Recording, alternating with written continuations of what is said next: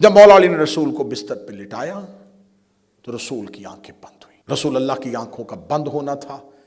جس لمحے رسول کی آنکھ بند ہوئی، رسالت مآب کا سر مبارک آغوش امیر المومنین میں، مولا علی کی گود میں نبی کا سر تھا۔ نبی کی آنکھیں بند ہو گئی۔ نبی کی آنکھیں بند ہوئیں، اہل بیت اطہار نے رونا شروع کیا۔ رونے کی آواز حجرے سے نکل کے دروازے پہ پہنچی۔ دروازے پہ اصحاب پیغمبر کا رش تھا۔ اب یہ جو باتیں ہیں میں اہل سنت کی تواریخ سے پڑھ رہا ہوں، میں طبقات ابن سعد سے پڑھ رہا ہوں، میں اسد الغابہ سے پڑھ رہا ہوں، میں ابن عساکر سے پڑھ رہا ہوں، میں زہبی سے پڑھ رہا ہوں۔ ان تمام نے ان واقعات کو انہی الفاظ کے ساتھ لکھا۔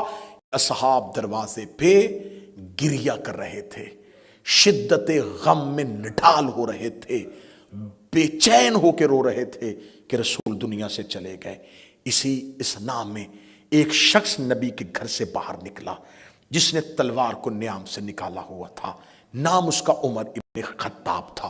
اس نے دروازہ پیغمبر پہ جا کر خبردار کوئی نہ روئے، کون کہتا ہے کہ محمد مر گئے؟ جیسے موسیٰ 40 دن کے لیے گئے تھے ویسے ہی یہ بھی گئے ہیں، ان قریب وہ ہمارے پاس واپس آ جائے۔ پھر تھوڑی دیر وہ سکوت میں رہے، پھر سکوت میں رہنے کے بعد پھر سر اٹھایا، جیسے عیسیٰ کو اللہ نے زندہ اٹھا لیا تھا ہمارے نبی کو بھی زندہ اٹھایا ہے، یقیناً وہ ہمارے پاس جلد پلٹ کے واپس آ جائیں گے۔ جب انہوں نے یہ دو دلیلیں دی تو روتے ہوئے مسلمان خاموش ہو گئے۔ وفات رسول، رسول کا دنیا سے جانا ایک موما بن گیا، ایک کشمکش کی کیفیت ہو گئی کہ نبی زندہ ہیں، آسمانوں پہ چلے گئے، غائب ہو گئے۔ روتے ہوئے مسلمان چپ ہوئے۔ اتنی دیر میں اہل سنت تواریخ کہتی ہے عمر ابن زائدہ مجمع میں سے کھڑا ہوا۔ اس نے عمر ابن خطاب کی طرف دیکھا، اس نے قرآن کی آیت پڑھی۔ خدا کہتا ہے کہ جب میرا محمد ہم تمہیں ان سے اٹھا کے لے جائیں گے تو یہ پلٹ جائیں گے اپنے دین کی جانب۔ جو ہی اس نے یہ آیت پڑھی فوراً انہوں نے کہا خبردار، اگر تو نے شور کیا میں سر تن سے جدا کر دوں گا۔ اتنی دیر میں ابو عبیدہ جراح اور ایک اور شخص آیا، اس نے آ کے کہا اعلان کر دو کہ نبی دنیا سے جا چکے ہیں۔ اب یہاں پر اہل سنت تواریخ کہتی ہے کہ اس صحابی کا یہ غصے میں خطاب کرنا، مسلمانوں کو جھڑکنا ان کی جذباتی کیفیت تھی۔ ان کو یہ خبر برداشت نہیں ہو رہی تھی، لہٰذا وہ جذبات میں آ کر مسلمانوں سے خطاب کیا۔ جب انسان جذبات میں آ کے اس طرح کی بات کرتا ہے پھر تھوڑی دیر کے بعد وہ حقیقت کو تسلیم کرتا ہے تو پھر وہ حقیقت کے سامنے گھٹنے ٹیکتا ہے۔ یہ جذبات میں آئے تھے کہ میں نہیں مان سکتا کہ نبی دنیا سے چلے گئے۔ پھر جب ان کے ذہن نے قبول کر لیا تھا کہ نبی چلے گئے، انہیں نبی کے جنازے پہ جانا چاہیے تھا، صحیفہ میں نہیں جانا چاہیے تھا۔ یہ کیسے جذبات ہے میرا مسلمان بھائی، جو نبی کے دروازے پہ تو نبی کی محبت میں تھے، پھر اس کے بعد یہیں کھڑے تھے یا کسی نے خبر دی تم یہاں بحث کر رہے ہو۔ وہاں ثقیفہ بنی سعدہ میں انصار جو مدینہ کے رہنے والے باشندے تھے انہوں نے اکٹھے ہو کے اپنا امیر چننا شروع کر دیا۔ یہ لوگ دروازہ پیغمبر سے دوڑے، ثقیفہ بنی سعدہ میں پہنچے۔ جب ثقیفہ بنی سعدہ میں پہنچے تو اس وقت انصار نے سعد بن عبادہ انصاری کو اپنا امیر منتخب کر لیا تھا، جو انصاریوں میں سے سب سے زیادہ بزرگ تھے اور بوڑھا تھا۔ اسے اٹھا کے بھی نہیں لے کے آئے تھے، وہ اتنا ضعیف تھا کہ اسے بستر پہ لایا گیا تھا اور اسے ثقیفہ بنی سعدہ میں اپنا انصار نے امیر منتخب کر لیا۔ اسی اسنا میں یہ لوگ ثقیفہ میں پہنچے اور پہنچنے کے بعد کہا کیا کیا تم نے؟ انصار نے کہا ہمیں خبر پہنچی تھی کہ نبی دنیا سے چلے گئے، لہٰذا ہم نے اپنا امیر منتخب کر لیا ہے۔ اسی لفظ کو سننے کے بعد عمر ابن خطاب نے واپس جواب دیا تم کون ہوتے ہو نبی کے بعد اپنا امیر منتخب کرنے والے؟ انصار کے ایک شخص نے جس کا نام منذر تھا اس نے آواز دے کے کہا ہم اس لیے ہیں کہ تم لوگ ہجرت کر کے آئے تھے، ہم نے تمہیں گھر دیے تھے، ہم نے اپنے مال میں سے حصہ دیا تھا، ہم نے تمہیں رہنے کی جگہ دی تھی، تمہیں تمہارے وطن والوں نے نکالا تھا، ہم نے تمہیں وطن دیا، ہم نے تمہیں گھر دیا۔ اسلام میں سب سے زیادہ حصہ ہماری قربانیوں کا ہے۔ اگر ہم تمہیں وطن نہ دیتے تم کیسے اسلام بناتے؟ ہم تمہیں گھر نہ دیتے تم کیسے آج دیندار بنتے؟ لہٰذا ہمارا حق بنتا ہے کہ نبی کے بعد امیر ہم میں سے ہوگا۔ اتنا کہنا تھا یا اسی صحابی نے آواز دے کے اسی لہجے میں کہا خبردار، نبی کی، اب یہ جملہ سنیے گا، نبی کی وصیت ہے کہ میرے بعد میرا جانشین میرے گھر میں سے ہوگا۔ تو کیونکہ ہم قریش میں سے ہیں، انہوں نے کہا رسول نے کہا تھا کہ میرے بعد میرا خلیفہ میرے گھر میں سے ہوگا، تو کیونکہ ہم اہل قریش، ہم رسول کے اس خاندان سے ہیں، ہم قریش میں سے ہیں، تو رسول کے بعد جانشین ہم میں سے ہوگا۔ اتنا جملہ کہنا تھا جب انہوں نے یہ لفظ کہا، تو اب یہاں پر انصار نے رزسٹ نہیں کیا، تھوڑا سا سرنڈر کیا۔ انہوں نے کہا پھر ایسے کرتے ہیں، ایک امیر تم منتخب کر لو، ایک ہم منتخب کر لیتے۔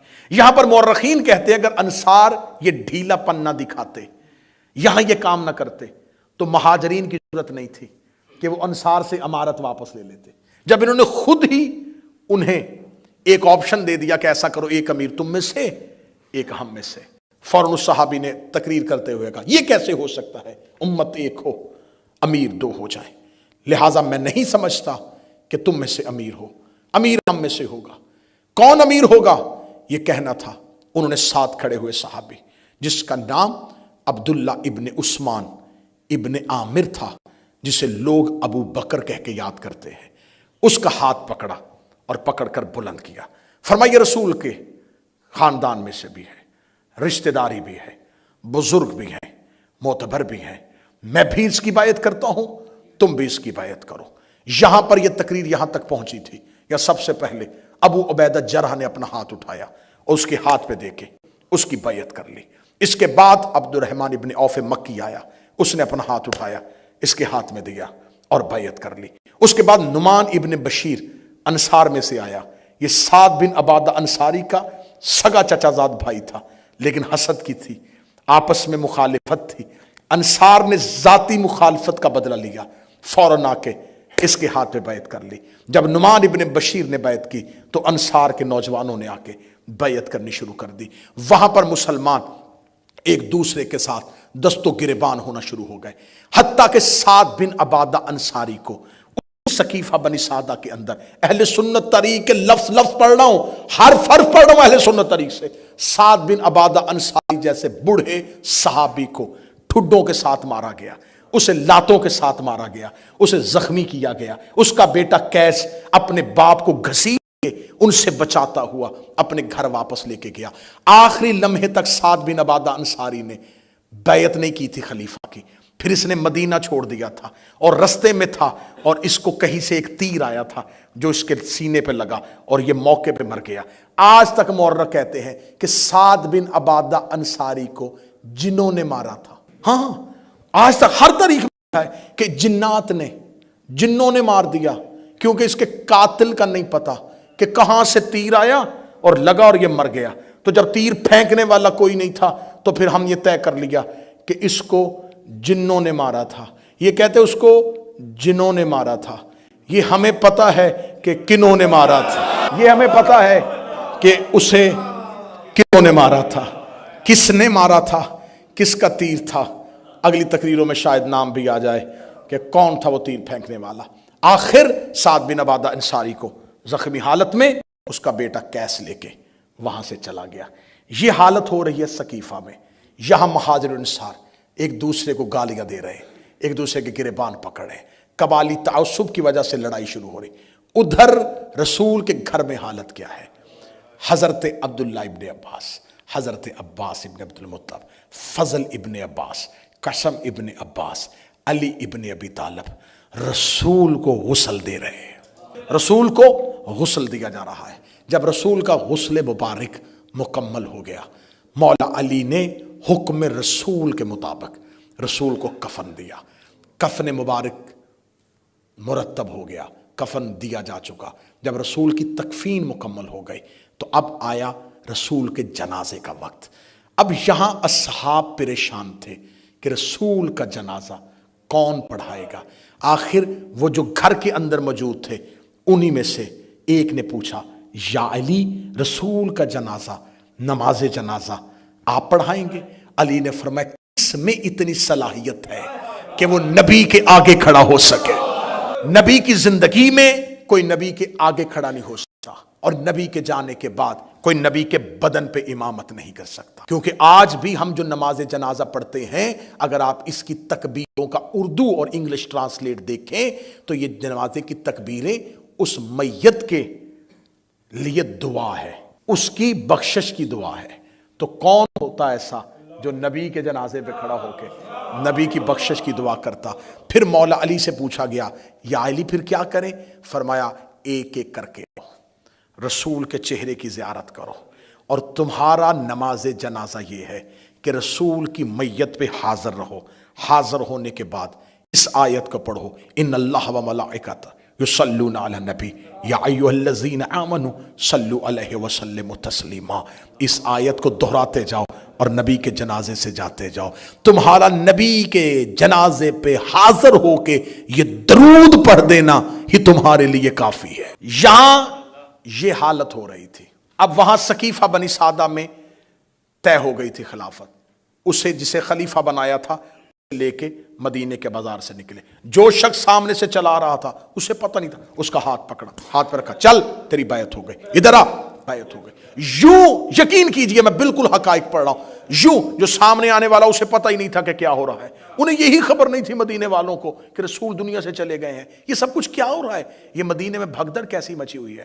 میں حسینیہ اسلامک مشن بریڈ فورڈ میں یہ باتیں اپنی زندگی میں ریکارڈ بنا کے جا رہا ہوں. یہ سب کچھ رسول کے جانے کے بعد اچانک نہیں ہوا. غدیر سے لے کے رسول کی شہادت تک پوری پلاننگ کے ساتھ ہوا. ورنہ اتنی جلدی کسی کا منتخب ہو جانا، کسی کا وزیر خزانہ بن جانا، کسی کا چیف جسٹس بن جانا، اتنی جلدی عہدوں کی تقسیم کروا دینا، یہ کچھ کیسے ممکن تھا؟ مہاجرین طے پا چکے تھے، جس انصار سے بیعت لینی تھی وہ طے ہو چکے تھے. کیونکہ غدیر سے آنے کے بعد یہ ساری پلاننگ ہو رہی تھی. ووٹیں توڑی جا رہی تھی، لوگ اکٹھے کیے جا رہے تھے، ملایا جا رہا تھا کہ ہم نے نبی کے بعد کیا کرنا ہے. یہ سب کچھ ادھر ترتیب پا رہا تھا. موضوع سے آپ متفق ہیں؟ یہ سب کچھ بس میں بالکل ختم کر رہا ہوں. یہ سب کچھ کیونکہ کل مجھے جناب سیدہ کے دربار میں پہنچنا ہے، بی بی کی تقریر اور بی بی کی اس تحریک کے منطقی نتائج آپ تک پہنچانے ہیں. جب یہ سب کچھ ہو رہا تھا علی اپنے گھر میں خاموش تھے. پوری ذمہ داری کے ساتھ بمثل قرآن یہ کتاب سامنے موجود ہے. اہل سنت نے بھی لکھا کہ رسول کا تدفین، رسول کا دفن ہونا رسول کی رحلت کے 3 دن بعد ہوا. اہل سنت لکھا، ابن خلدون نے لکھا 3 دن تک نبی کا جنازہ نبی کے گھر میں رہا. سب نے لکھا کہ 3 دن تک نبی کا جنازہ نبی کے حجرے میں پڑا رہا. آج کسی میت کو بغیر سرد خانے کے ایک رات کو گھر میں رکھے نہیں رکھ سکتا. فوراً کسی سرد خانے کا اہتمام کرو، کسی کولڈ سٹور کو ڈھونڈو، کیونکہ میت سے بدبو آ جائے گی.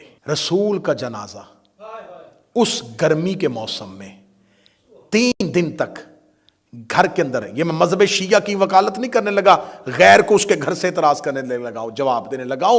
جس نبی کا جنازہ گرمی کے عرب کے تپتے ہوئے موسم میں 3 دن اپنے گھر میں پڑا رہا، اس سے بخار میں ہذیان کیسے ہو سکتا؟ 3 دن تک نبی کا جنازہ گھر میں موجود رہا. سوموار والے دن، یہ جو میں نے کل والی مجلس میں جملے پڑھے تھے، یہ جمعرات کا واقعہ تھا. جمعرات کے بعد رسول زندہ رہے سوموار تک. سوموار کو منڈے رسول کی شہادت ہوئی. اس کے بعد منگل کا پورا دن، منگل کی پوری رات، بدھ کا پورا دن، بدھ کی پوری رات، بدھ اور جمعرات کی درمیانی رات علی نے رسول کو حجرے میں دفن کیا. 3 دن تک مسلمان نہ رسول کے گھر آئے، میں رسول کے جنازے پہ آئے. اب مہاجرین اور انصار متفق ہو چکے تھے. اب تیسری ایک مدینے کی بڑی طاقت تھی، ایک پاورفل طبقہ تھا جسے کہا جاتا تھا بنی امیہ. یہ بنی امیہ مالی طور پہ، فائنینشلی طور پہ مضبوط لوگ تھے، عددی طور پہ فگر وائز بہت زیادہ لوگ تھے. لہذا حکومت مکمل نہیں ہو سکتی تھی جب تک بنی امیہ کو شامل نہ کیا جائے. بنی امیہ ابھی تک اپنا فیصلہ نہیں کر پا رہے ہیں، ابھی تک ان کا کوئی فیصلہ نہیں. سقیفہ میں بھی نہیں گئے، ابھی تک وہ خاموش ہیں. خاموش کیوں ہیں؟ محبت علی میں نہیں، محبت رسول میں نہیں. ان کا سردار جس کا نام ابو سفیان تھا وہ اس وقت مدینے میں نہیں تھا, وہ بزنس کی غرض سے شام جا رہا تھا. رستے میں اسے خبر ملی نبی دنیا سے چلے گئے. اس نے پہلا سوال کیا خلیفہ کسے بنایا ہے؟ اہل سنت تاریخ, اہل سنت ہسٹری, خلیفہ کس کو بنا کے گئے؟ اس نے کہا کہ اصحاب نے انہیں کاغذ قلم نہیں دیا تھا, اور بعد میں سقیفہ بنی سعدہ میں عبداللہ ابن عثمان ابن عامر ابو بکر ابن قحافہ اسے مسلمانوں کا خلیفہ بنا دیا. اس نے تیز رفتار سواری, گھوڑا یا اونٹ, دوڑایا مدینے کی طرف. سر پٹ دوڑا, مدینے میں پہنچا. علی رسول کو دفن کر چکے تھے. اب امیر المومنین رسول اللہ کی قبر مبارک میں بیٹھے ہوئے ہیں یا مسجد نبوی میں بیٹھے ہوئے ہیں. یہ مدینے پہنچتا ہے. مدینے پہنچتے ہی ایک ایک حرف میں ریکارڈ کروا رہا ہوں تاکہ ہم دنیا سے چلے بھی جائیں تو نسلوں تک یہ اثاثہ محفوظ رہے, یہ حقائق محفوظ رہیں جو اس چار دیواری سے محفوظ کروائے گئے تھے.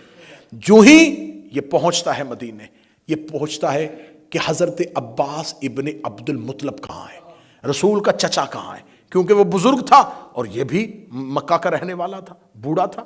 اس کا حضرت عباس کا ہم اثر ہونے کی وجہ سے اس پوچھا حضرت عباس ابن عبد المطلب کہاں. حضرت عباس ابن مطلب کے پاس پہنچا اور جا کے کہنے لگا عباس یہ کیا, حرف حرف پڑھنے لگاؤں, شبلی نعمانی تک بھی ثابت کروں گا, ابن خلدون تک, جتنی تاریخ چاہو. میں کتابوں کے نام لے کے وقت ضائع نہیں کرنا چاہتا, لیکن ذمہ داری کے ساتھ یہ لفظ کہہ رہا ہوں. اس نے کہا عباس ابن مطلب یہ تم نے کیا کیا؟ بنی ہاشم اور بنی امیہ کے ہوتے ہوئے خلافت اتنے چھوٹے خاندان میں چلی گئی. لفظ سننا ابو سفیان کے, بنی تمیم اور بنی عدی کے لوگ اس قابل تھے جنہیں تم نے خلیفہ بنا دیا؟ کہاں تھی؟ کیوں نہیں علی نے مطالبہ کیا؟ حضرت عباس ابن عبد المطلب کیونکہ نہ نبی ہے نہ امام ہے, انہوں نے دیکھا بنو امیہ کا سردار اور علی کی طرفداری. کہنے لگے کیا کہنا چاہتا ہے تو ابو سفیان؟ کہنے لگا کہاں ہے علی؟ علی کو کہیں اٹھیں, اگر علی کے پاس لوگ نہیں ہیں میں لے کے آؤں گا. خدا کی قسم میں مدینے کی گلیوں کو سواروں سے اور پیادوں سے بھر دوں گا, علی کو تلوار بھی نہیں چلانے دوں گا. صرف جا کے علی دربار میں کھڑا ہو کے اتنا کہے خلافت میرا حق ہے, یہ کہہ کے علی خاموش ہو جائے, پھر ہم دیکھیں گے کہ ہم ان سے خلافت کیسے واپس نہیں لیتے. حضرت عباس نے جب اس کے جذبات دیکھے تو سمجھ گئے شاید دل میں محبت آ گئی ہے, شاید ان کے بغض میں کر رہے ہیں. حضرت عباس کے چہرے پہ مسرت آئی, کہا آؤ جلدی علی کے پاس جاتے ہیں. امیر المومنین کے پاس گئے. امیر المومنین مسجد نبوی میں ریت پہ بیٹھے ہوئے ہیں. یہاں یہ پہنچے دونوں بزرگ, حضرت عباس ابن عبد المطلب اور ابو سفیان. حضرت عباس ابن مطلب نے آ کے فوراً علی کا شانہ ہلایا. حضرت عباس ابن عبد المطلب کی آواز آئی, اے علی دیکھو کون ملنے کے لیے آیا ہے. مولا علی نے سر نہ اٹھایا. یا ابو سفیان کی آواز ہے, اے علی اٹھو, اپنے کرتے سے اس ریت کو جھاڑو اور اٹھو میرے ساتھ دربار میں دیکھتا ہوں کون تمہیں خلافت نہیں دیتا. یہ جملہ کہنا تھا. حضرت عباس ابن عبد المطلب علی کا چہرہ دیکھ رہے تھے کہ اب علی بھی میری طرح حیران ہو گئے کہ ابو سفیان اور میرے حق کے لیے لڑے گا. یہ دیکھیں علی کیا جواب دیتے ہیں. یا مولا امیر المومنین نے یوں اپنے سر مبارک کو بلا تسبیح اٹھایا اور ابو سفیان کی طرف دیکھا, تو مسلمان کب سے ہو گیا؟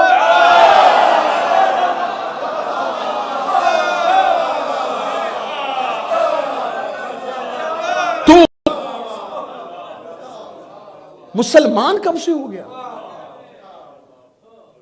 یہ لفظ نہیں ہے, اسے کہتے ہیں امام. یہ ہے حکمت امیر المومنین.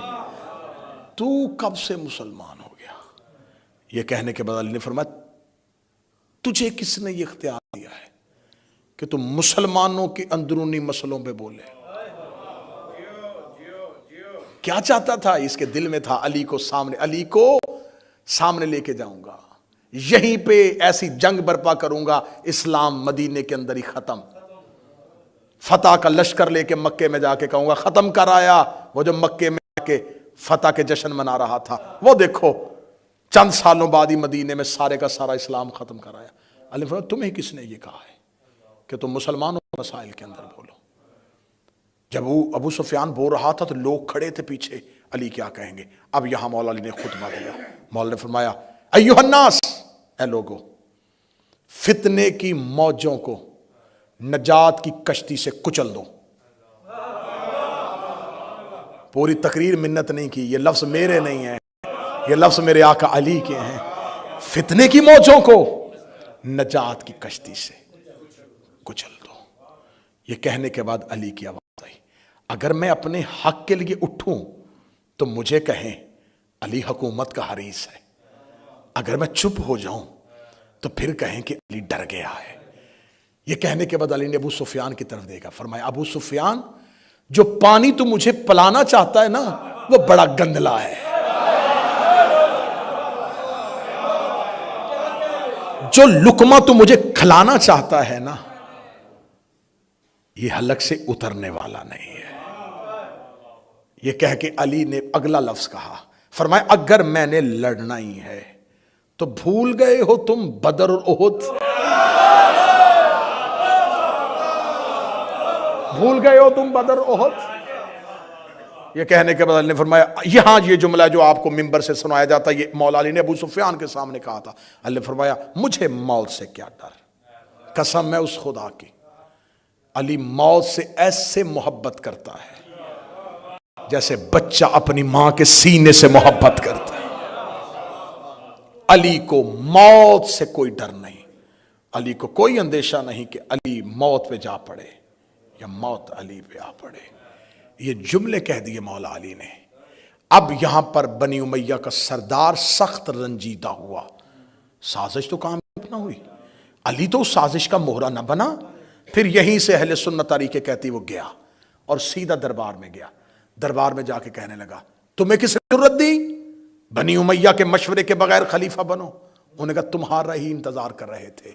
کس چیز کا؟ امیر بنتے ہوئے انتظار کیا؟ انہوں نے کہا چھوڑ امارت کو، ہم یہ چاہتے ہیں بیت المال تیرے حوالے کر دے۔ یہیں سے بیت المال آج سے تیرا، جہاں چاہے مال تقسیم کر، جسے چاہے عہدے دے، جسے چاہے گورنر بنا۔ اب میرا سوال ہے اہل سنت مسلمانوں سے کیمرے کی موجودگی میں، جہاں تک دنیا میں آواز سنی جائے گی، بنی امیہ کی سازش دو لوگوں کے سامنے گئی، دونوں میں سے علی نے کیا جواب دیا اور ادھر سے کیا جواب ملا؟ اب بتاؤ اسلام کس نے بچایا تھا؟ اب یہ میری قوم کے بچے جو سوال کرتے ہیں، جو سوشل میڈیا پہ بیٹھتے ہیں، جن کو سوال پوچھا جاتا ہے تلوار علی نے کیوں نہیں اٹھائی، تلوار علی نے کیوں نہیں اٹھائی، تلوار علی نے کیوں نہیں اٹھائی؟ ان بچوں کو میں تاریخی اعتبار سے سمجھاؤں گا تو شاید جلدی نہ سمجھے۔ میں 1 یا 2 منٹ میں آپ کی زحمت تمام کر کے مصاحب تلاوت کرنے لگا ہوں۔ اگر کسی جگہ پہ مثلا ہماری شیعہ قوم کے کہیں پہ کوئی کٹ ہو جائے کہ شیعہ حقوق کے لیے ایک تنظیم بننی چاہیے جو شیعہ حقوق کا خیال کرے، جو شیعہ رائٹس کے لیے بات کرے، جو شیعہ نوجوانوں کی تعلیم کے لیے، جو عزاداری کی ترویج کے لیے کام کرے، تو یہ سوچ بڑی اچھی ہوگی۔ جب یہ تنظیم بنے گی، اس تنظیم کے لیے ایک منشور لکھا جائے گا، ایک نصب العین لکھا جائے گا کہ اس تنظیم نے کیا کیا سب کام کرنے ہیں۔ جب یہ منشور لکھا جاتا ہے پھر عہدے بنائے جاتے ہیں کہ تم صدر ہو، تم نائب صدر ہو، تم جنرل سیکرٹری ہو، تم خزانچی ہو، تمہارے ذمہ یہ کام، تمہارے ذمہ یہ کام، تمہارے ذمہ یہ کام، اور کرنا کیا ہے؟ اس منشور پر عمل کرنا ہے۔ اب یہ منشور جہاں جہاں شیعہ رہتے ہیں ان تک پہنچاؤ، انہوں نے بتاؤ کہ ہم نے تنظیم کی تشکیل دے دی ہے، ہم اس حقوق کے لیے لڑیں گے۔ وہ منشور کی کاپیاں تقسیم ہو جاتی ہیں، تقسیم ہو کے گھروں تک پہنچ جاتا ہے۔ اسی تنظیم کا پہلا اجلاس ہوتا ہے، پہلے ہی اجلاس میں عہدوں پہ لڑائی ہو جاتی ہے، نائب صدر صدر کو مارنا شروع کر دیتا ہے، ایک دوسرے کے دستوں گریبان ہو جاتے ہیں، اتنی لڑائی ہوتی ہے کہ ایک دوسرے کو زخمی کر دیا جاتا ہے۔ خبر ہر شیعہ کے گھر پہنچ جاتی ہے، وہ جو تنظیم بنی تھی نا ان کی آج لڑائی ہو گئی ہے۔ وہ جو گھر میں منشور پڑا ہوتا ہے نا، سب سے پہلے بندے اسے پھاڑتے ہیں۔ اب اس منشور کا کیا فائدہ؟ جنہوں نے بڑی محبت سے بنایا تھا، یہ تو آپس میں لڑ پڑے۔ رسول اپنی زندگی میں اسلام یمن تک لے گئے تھے، قرآن مصر تک چلا گیا تھا، آیتیں دمشق میں پڑھی جا رہی تھی، انہوں نے نبی دیکھا نہیں تھا، صرف منشور گیا تھا۔ اگر انہیں خبر ہوتی کہ مدینے میں لڑائی ہو گئی ہے، یہ اپنے گھروں میں قرآن جلا دیتے۔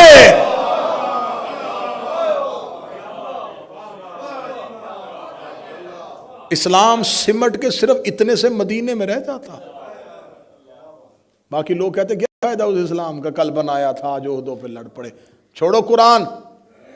ہماری پھر وہی قبائلی تقسیم ہی ٹھیک تھی۔ اگر یہ سب کچھ اسلام نے یہی کرنا تھا تو پھر ہم وہاں غلط تھے، وہاں بھی تو کوئی امیر ہوتا تھا اور کوئی غلام ہوتا تھا، کوئی آقا ہوتا تھا، کوئی نوکر ہوتا تھا، اسلام ختم ہو جاتا۔ امام کا کام حکومت بچانا نہیں، اسلام بچانا۔ ایک سطر میں آج کی تقریر بند کرنے لگا ہوں، وقت بہت زیادہ پھیل گیا، کہ موضوع اتنا ہے کہ اس پہ گھنٹوں بولا جائے، 5 مجلسیں بڑی تھوڑی ہیں، اشرے پڑھے جائیں تو سیدہ کی تحریک پڑھی جائے۔